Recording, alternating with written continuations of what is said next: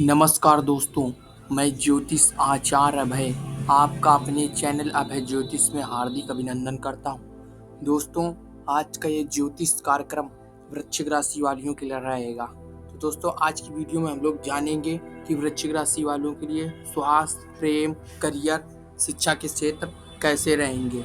दोस्तों, आज का ये ज्योतिष कार्यक्रम चंद्र राशि पर आधारित है। चलिए स्टार्ट करते हैं।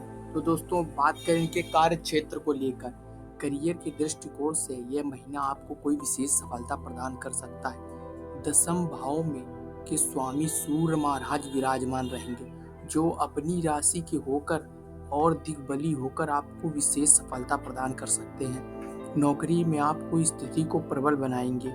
अन्य लोगों से आपकी प्रशंसा अधिक होगी। आपको अधिक मान सम्मान और पद प्राप्ति होने का योग बन सकता है। पदोन्नति की दौड़ में आप सबसे आगे रहेंगे और ईश्वर की कृपा से आपको अच्छी पदोन्नति का लाभ भी मिल सकता है।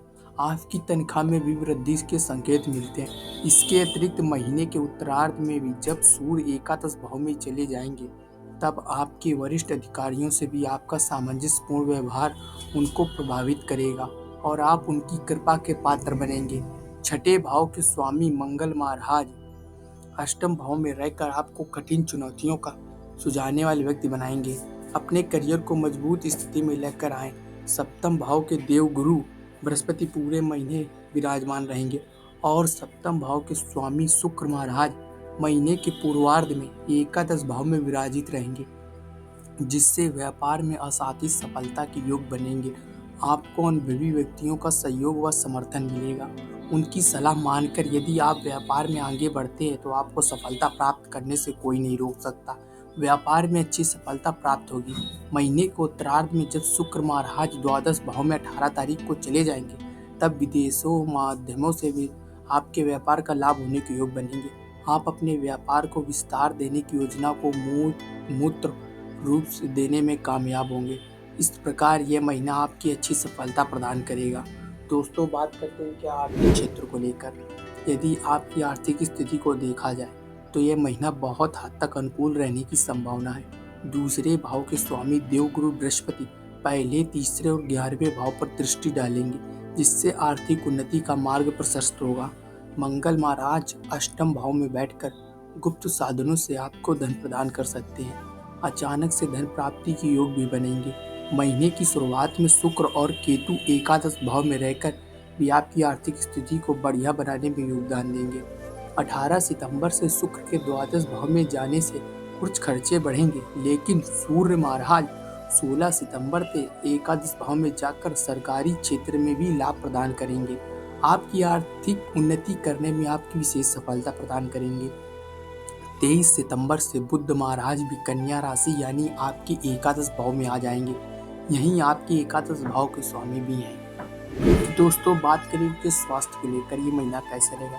यह महीना स्वास्थ्य के दृष्टिकोण से कुछ सजग रहने वाला महीना रहेगा। वक्री शनि महाराज चौथे भाव में बैठकर विशेष रूप से आपके छठे भाव को देखेंगे।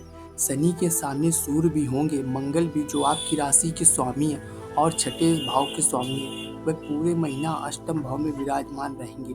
शुक्र और केतु एकादश भाव में बैठकर पंचम भाव से राहु के माध्यम से संबंध बनाएंगे।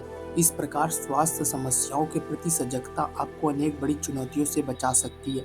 इस महीने वाहन सावधानी पूर्वक चलाएं, क्योंकि किसी प्रकार की दुर्घटनाएं, चोट लगने जैसी की स्थिति उत्पन्न हो सकती है।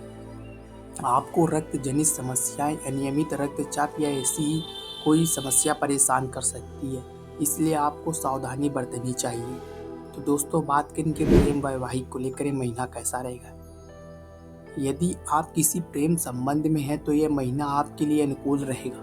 वैसे थोड़े बहुत उतार चढ़ाव रहेंगे, क्योंकि पंचम भाव में पूरे महीने राहु और एकादश भाव में केतु विराजमान रहेंगे, लेकिन महीने के पूर्वार्ध में शुक्र भी आपके एकादश भाव में बैठकर पंचम भाव को देखेंगे, जिससे रिश्ते में रूहानियत भी रहेगी, प्रेम भी रहेगा और आपकी समझदारी का अभाव भी रहेगा। लेकिन आपको अपने प्रियतम पर आंख मूंदकर विश्वास नहीं करना चाहिए। यदि आपका रिश्ता नया है तो थोड़ी सावधानी दिखाएं, क्योंकि वह स्वार्थ पारक बातें करके कुछ अपना लाभ आपसे पूरा करा सकते हैं। ऐसी स्थिति में आपको भी सजग रहना चाहिए। विवाहित जातकों के लिए यह महीना अनुकूल रहने की संभावना है। सप्तम भाव के स्वामी शुक्र महाराज महीने के पूर्वार्ध में एकादश भाव में रहेंगे, जिससे जीवन साथी के माध्यम से आपको धन लाभ भी हो सकता है।